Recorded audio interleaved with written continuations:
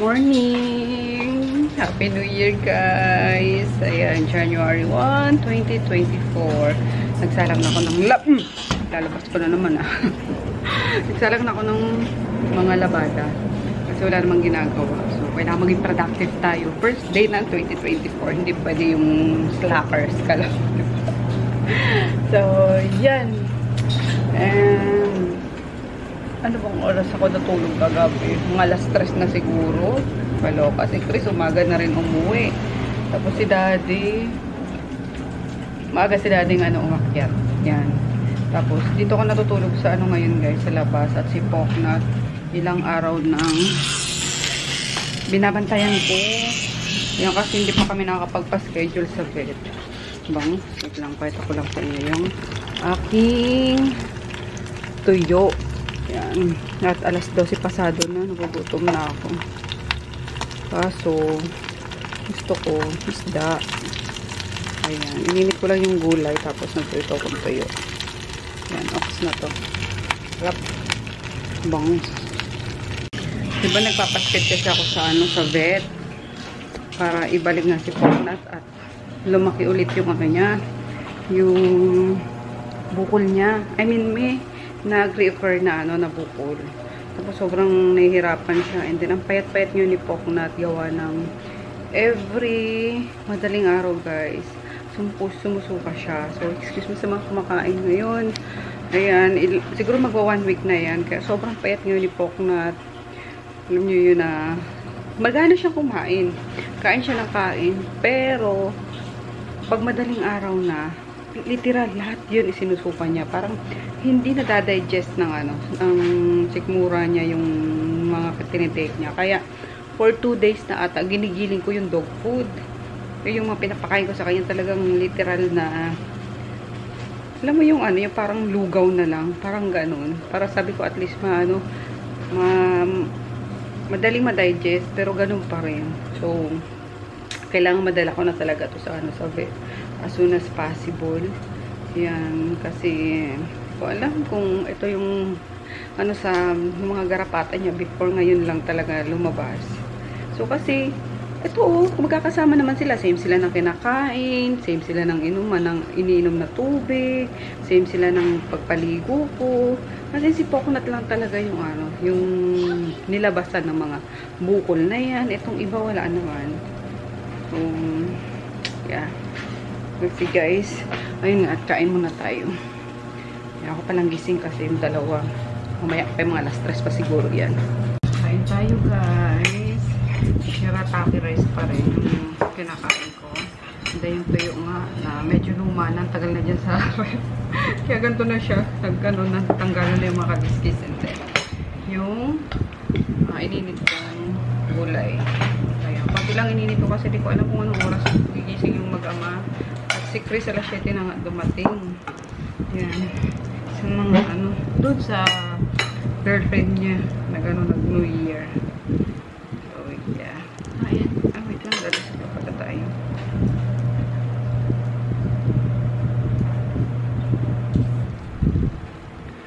Yan. Tapos di ko alam kung sa pasaday niya gising na yung mga tao.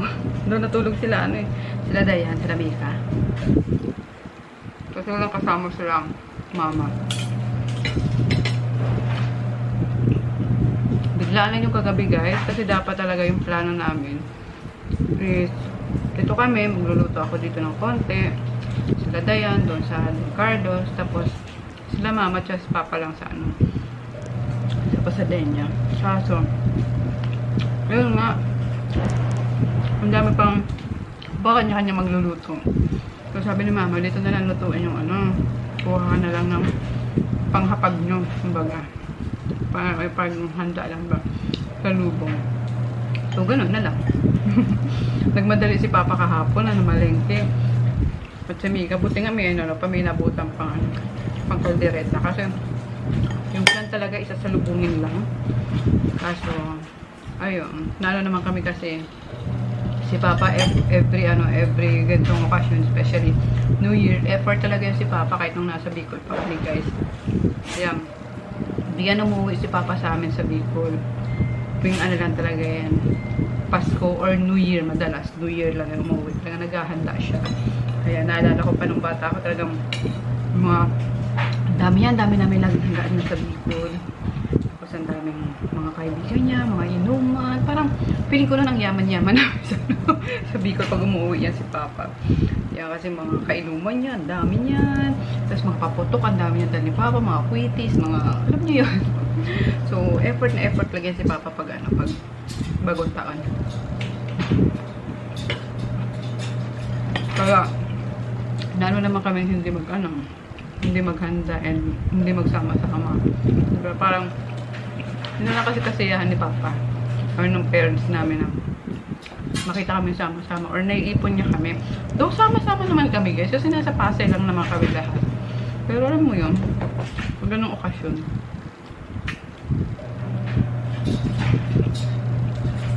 hindi sabi nga ni Mama, dapat, kasi nga dapat hindi, walang ganong ganap, di ba? Parang sinabihan na daw ni Mama, si Papa na, tanggapin mo na kasi hindi mo naman kailangang, or hindi mo naman lagi may ipon ng mga yan, lalo't may mga kanya-kanya ng pamilya. Pero syempre, since nasa Pasay lang naman kami, nag-ano na kami, nag-effort na rin kami, ano, kahit konti lang yung handa. At feeling ko nga hindi pa rin naubos eh, diba? Kasi sobrang sobrang daming potahe. I mean, kahit konti lang yung potahe, tapos, alam mo yung,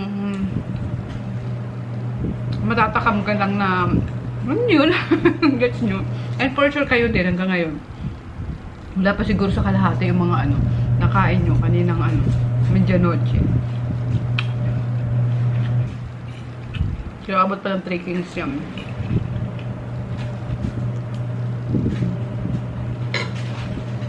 Baka na lang tayo.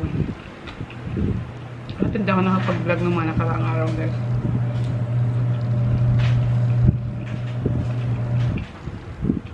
Sarap.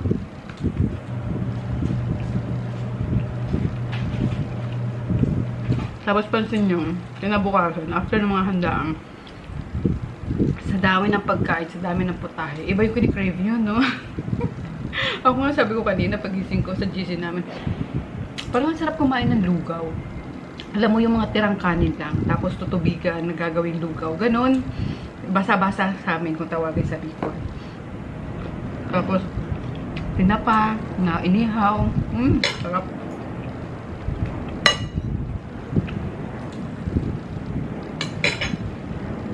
Nanawa na mata mo sa sa daming pagkain. Yung mga simple na kinikrave mo, no?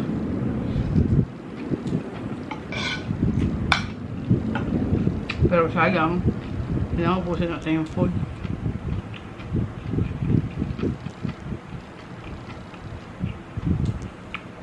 Ang lungkot talaga siya pagka trail lang kayo sa pamilya. Alam mo yun? Mga dyan, mga solong anak din or mga solong anak talaga ng parents nila. No? Ang lungkot. Kayo lang, 3. Ganyan. Prepare ka ng pagkain, good for 3 lang. Kaya kung napapansin nyo, madalas nandito yung girlfriend ni Chris. Dito ko na pinapakain para ginaganahan din siya guys kumain. Alam niyo kasi pag kami-kami lang, wala. Minsan lang minsan lang sasabay kumain pag nagutom. Pero pag nandito yung girlfriend ni Chris, pagkakain na kami, okay na tayo, ganyan. Sasabay talaga sila. So, ayan. Hindi dito yung nakatira ha. Madalas lang nandito yung kasi malapit lang yung bahay nila. As in, titira na 3 minutes. Lakarin. Nasa kabilang kanto lang siguro. Mga 2 kanto lang.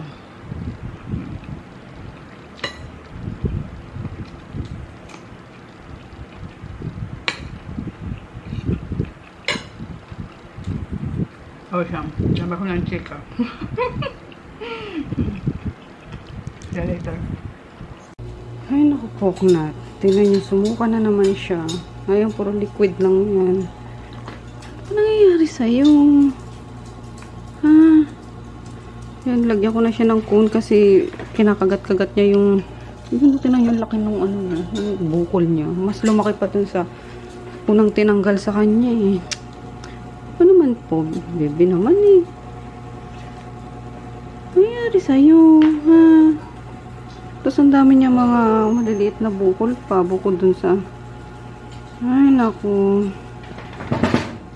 Ha? Huknat. Ikaw pa naman yung may pinakamagandang ano dito, balat. Balahibo. Sa lahat guys, ito yung may pinakapinong balahibo. As in, super duper pino talaga. Kaya gustong gusto ko ito pinapaliguan eh. Tapos nagkaganyan lang yung balat mo, be. Ha? Paano ka?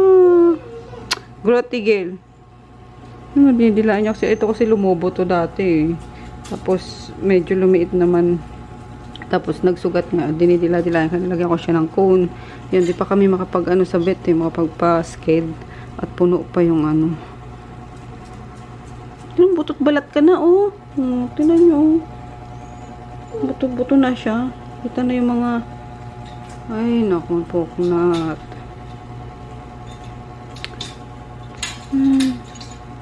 Saan mo pa nakuha yan? Tignan mo naman yung mga kasama mo. Ikaw lang bukod tanging nagkaganyan. Goy. So, mag-follow up ng kulitan. Sa vet. Baka ano kami ng slot. Bigyan kami. Yan. Habang wala pang trabaho at rest, balik na naman sa trabaho. Sana bukas makakuha ko ng schedule. Ito na yung mga puti-puti na yan sa sa sahig. Lahat yan. Pinaganawa ni Poknat yung mga sasuka niya. Ayun, mga puti-puti na. Kaya buti nga medyo medyo kumintab-kintab kasi bumili ako kahapon ng parang pang-polish. Kasi literal, namumuti na tong sahig namin. Kaloka. So, ayan. Tingnan nyo to si si Kali. Lahat naman sila guys, pare-pare yung kinakain. Putangi lang talaga ito. Tingnan nyo, ang payat na. Kaya hindi na ako masyadong nakaka-vlog lately at ito nga inaano ko. Binabantayan ko.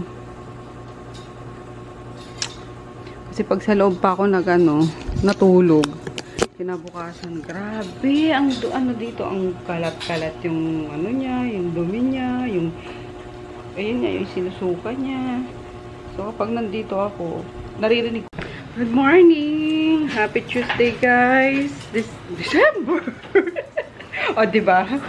Ito na naman tayo kahit sa date sa vlog. Minsan nagiging 2023 pa, yung kaya, nag-a-adjust pa tayo, ha? Anyway, January 2, 2024. So, ayan, kakabalik ko lang. Galing akong pasadayan niya kasi nagpaka ko sa Shopee.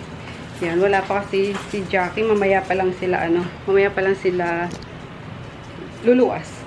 Yan, and wala pa rin kami tinda. Bukas pa kasi kakadating lang din nila nene galing Nueva Ecija.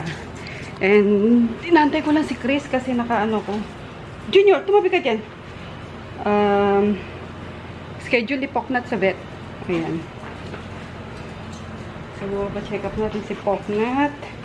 At sobrang payat niya na talaga guys. Kaya binato kay Poknat. Nakaloka. So, mag-edit muna ako ng vlog para may ma-upload ako kahit papano kasi may naiwan pa sa 2023 eh.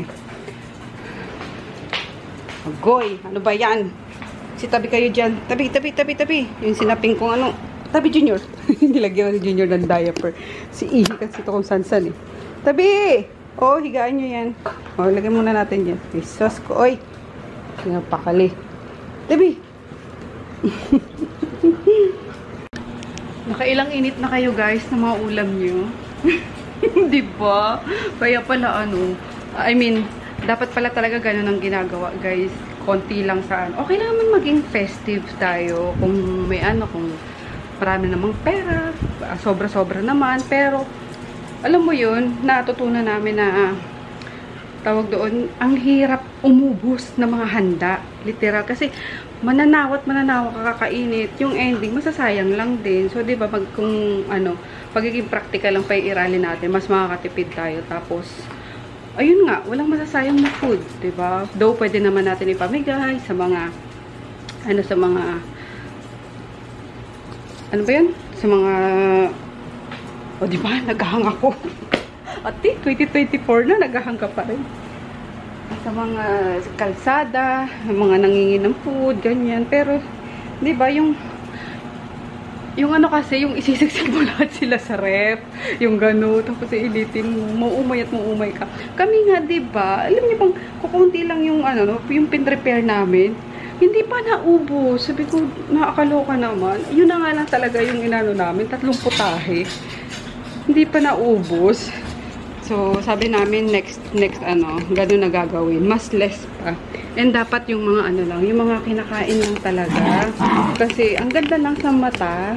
Alam nyo na, na, very festive, ang daming pagkain, yung ganyan. Pero, di ba, kung yun, parang sayang talaga. As in, sayang.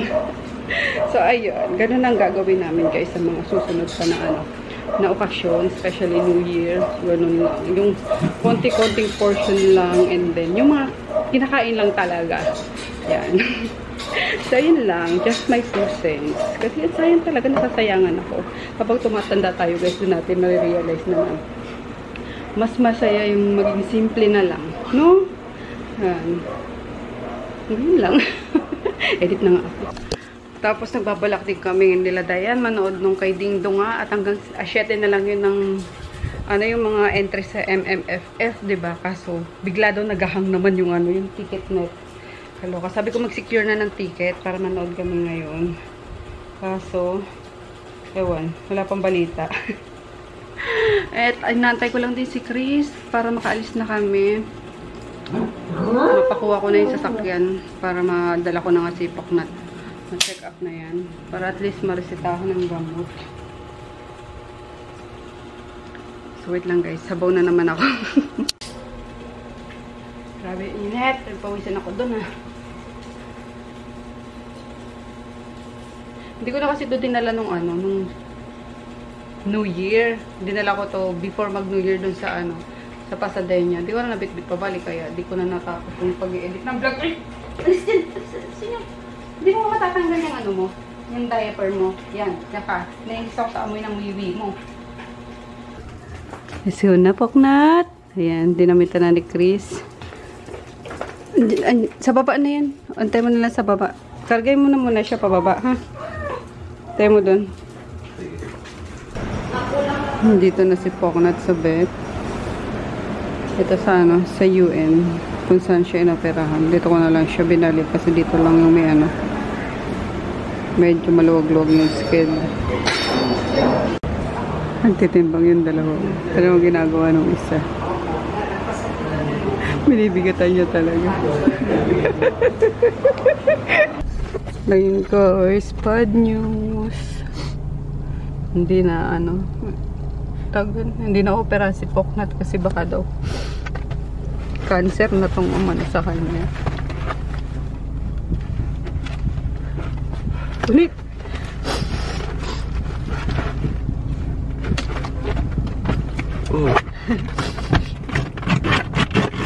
Kaya mo siya.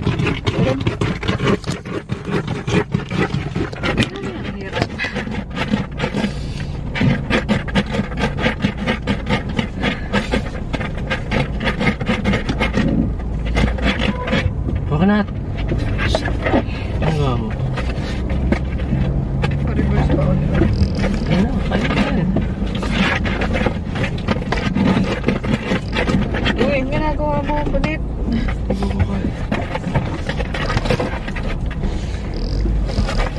So, naresetahan na lang siya ng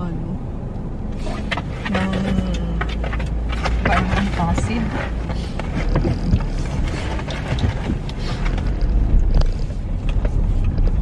Para lang matigil yung pagsusuka niya kasi yung sa bukol niya talaga wala na daw magagawa yung pet kasi malamang sa malamang is cancer na yan, parang ayaw na rin galawin ayaw siyang bigyan ng mga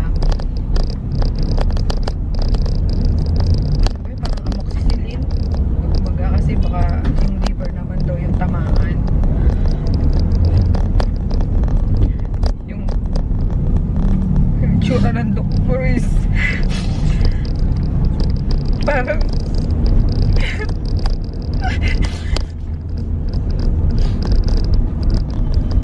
10% na lang yung survival rate ni Poknat.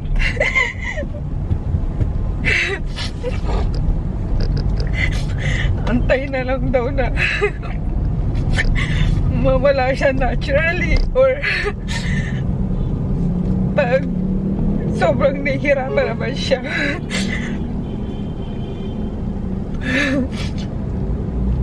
Ipuput down siya.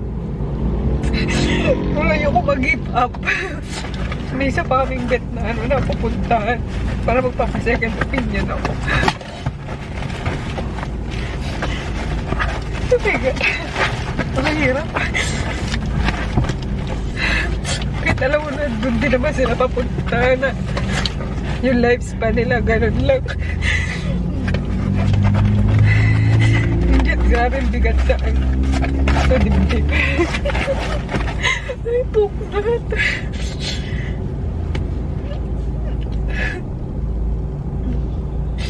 Sabi ko pa naman, tagal ka pa namin makasama eh. Kasi biglang,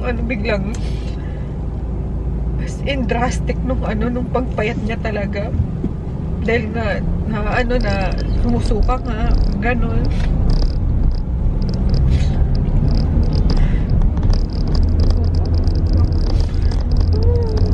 Bigat, grabe.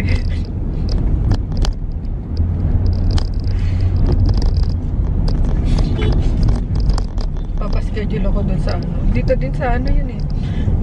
Sa Santa Ana din, pero pasked muna ako kasi bawal walk-in dun. Kuha muna ako ng slot. Ayan, pauwi na kami guys. Ayan, passenger princess yan. Poknat. Gusto pa man din ito yung yung bumabiyahe, yung ganyan.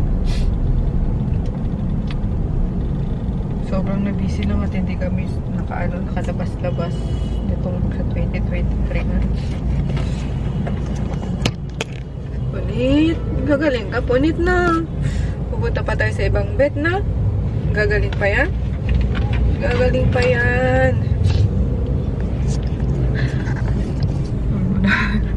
Grabe, itsura pa lang ng doktor kanina. Parang alam ko na eh. Parang gumagano na siya na parang ni-refuse niya na galawin pa nga yung bukol ni Poknat. Kasi ang dami na talaga guys. Sobrang kumalat na daw sa sa katawan niya. And then, yung pagsusuka niya baka meron na din daw internal. So, ayun lang. Unang tingin niya pa lang gano'n na. Pero, papa second opinion tayo. Hanap tayo ng ibang vet pa na magaling. Pero magaling yan si Doc dyan. Kaso, daming mga good reviews dyan. Pero, alam mo yun, ayoko lang talagang i-give up yung ayoko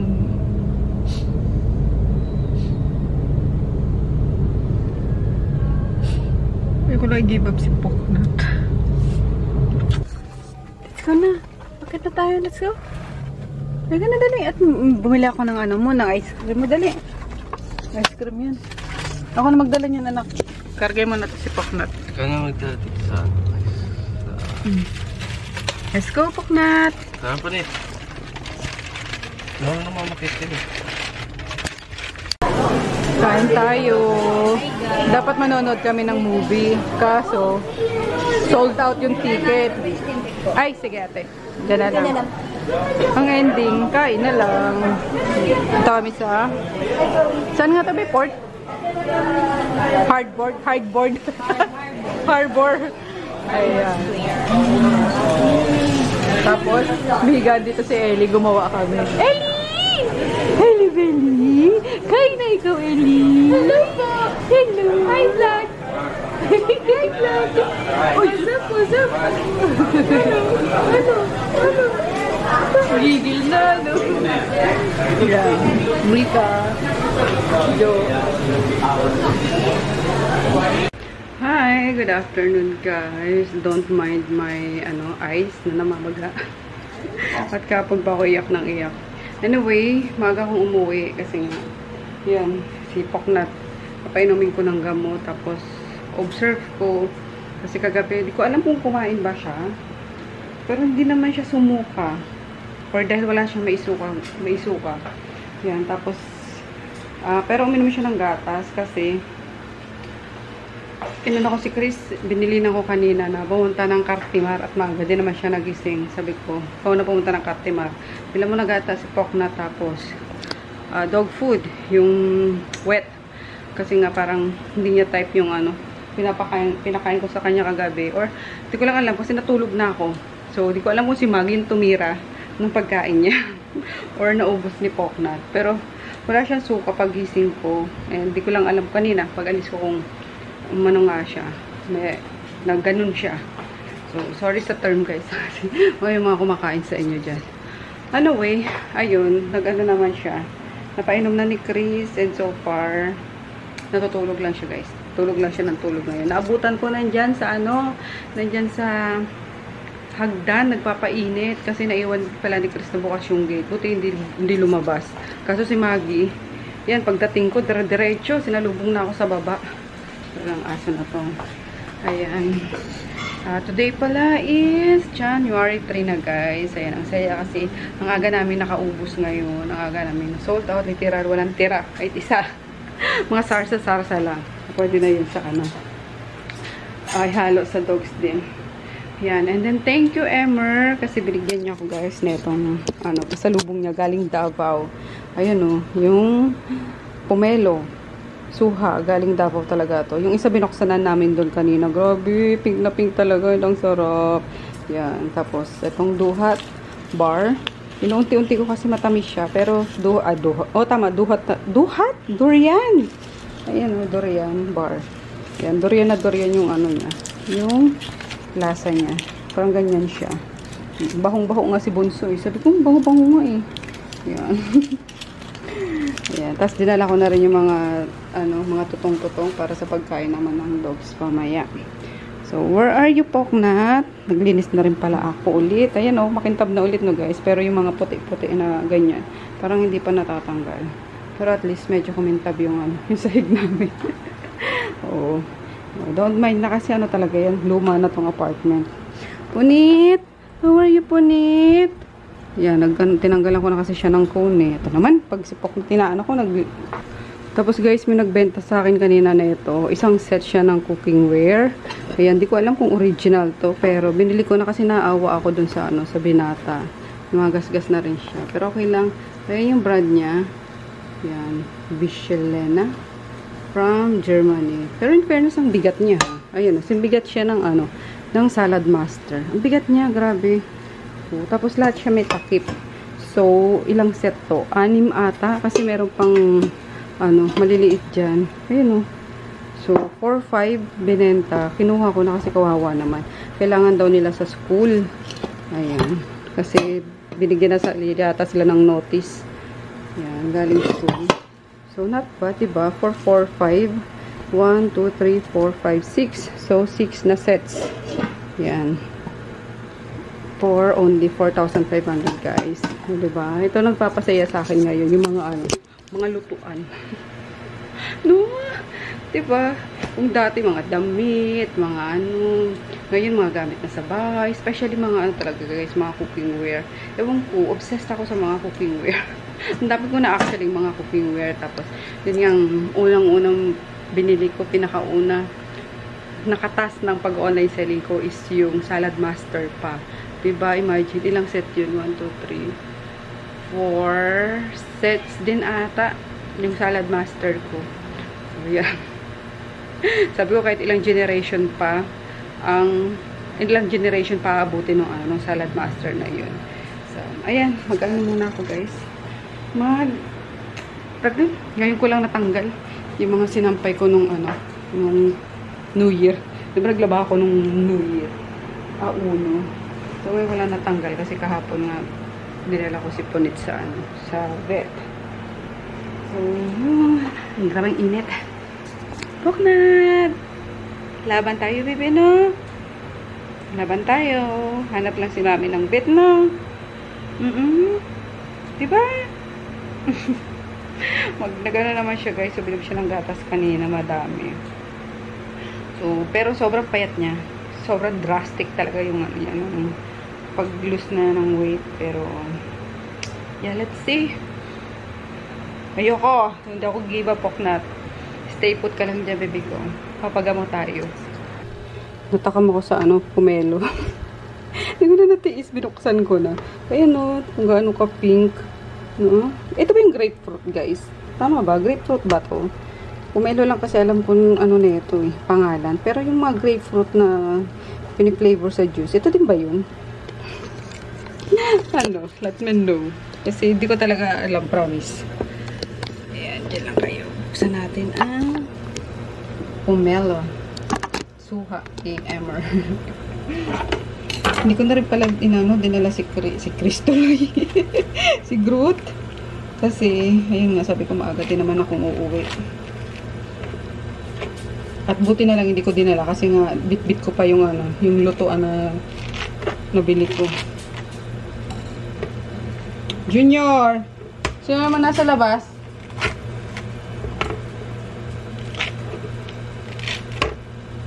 Bang. Pero may ano talaga siya, no? May aftertaste siya na. May konting pait, pero hindi ganun kapait talaga na ano. Unlike yung mga ganito namin sa probinsya. Diyos ko, parang ano, parang pamurga kapait. Lokban sa amin to guys, kung tawagin, lokban. Yan. Pait-pait. Diyos ko, kaya hindi ako makain nito. Until natikman ko nga itong ano, ganito na galing Davao. Kasi si Ate Winnie, yung kapatid ni Daddy, madalas nagpupunta yun sa Davao. Eh, lagi may uwi nito sa Pasig. Nag-uwi siya nito. So, doon ko natikman. Oh, masarap pala kako.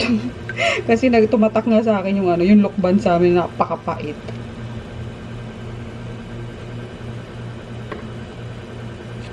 Tsaka nagustuhan siya ni Shane kanina, ha. Nakita ko si Shane, pinapapak niya to. Foods daw, foods. Paano ba this?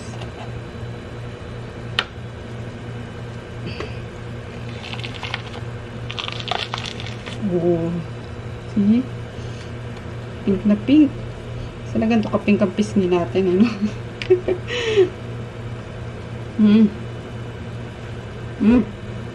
Grabe. Ang gatas.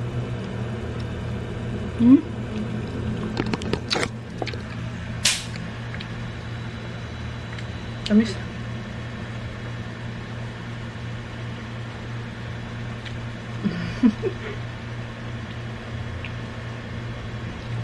Masarap to sa ano. Sa asin na may sili. Ang gawa ako.